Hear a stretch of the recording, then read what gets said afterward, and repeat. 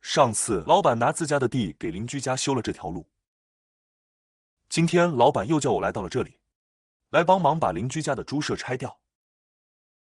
猪舍旁边还有一个沼气池，也挖掉填起来。东家指了沼气池的位置，先把沼气池挖掉，然后用拆猪舍的石头砖渣来回填沼气池的坑。刚刚把沼气池的顶挖破，水就冒出来了，看来里面是满满的一坑水。把沼气池的顶砸掉之后，东家说水可以往后面排出去，那就从后面挖一条沟，让水流出去。这里是沼气池的出闸口，跟沼气池是连通的，也要给它挖掉，然后填起来。沼气池挖的差不多了，接着开始拆猪舍。我上次挖路的时候，东家就已经把猪舍的顶拆掉了，就这点墙，3两下就拆完了。拆下来的砖渣往沼气池里填，先把出闸口填起来，让里面的水到沼气池里面来。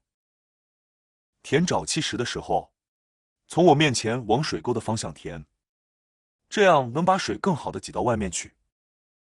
填好了沼气池，猪舍下面还有一个粪坑，也要给它填起来。把旁边的土坎挖一点，再把前面的石头也扒过来，就把之前挖的水沟跟粪坑全部填满了。之前这里有一个储存红薯的洞，有一个大缺口。东家说这样不好看，让我把两边的土再挖掉一些。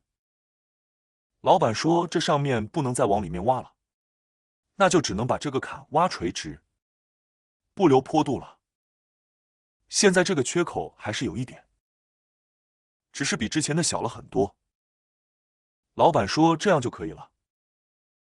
挖下来的土往东家的房子前面堆，清理完了路上的土，把挖机开到房子的另一边来，把靠房子的碎石往外面转一下。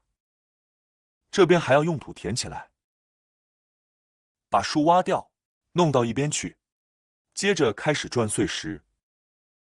这些碎石是老板去年浇筑河边的水泥路剩下的，已经堆在这里1年多了，只需要把填土的位置弄出来就可以了。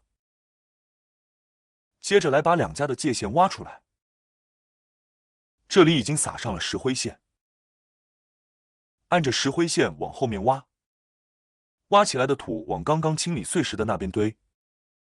这里挖好之后要用水泥砖砌起来，这样以后两家的界限就比较明确了。挖好了边界之后，把沼气池这边碾压一遍，边边角角压不到的地方用铲斗拍一下，接着就等东家砌砖了。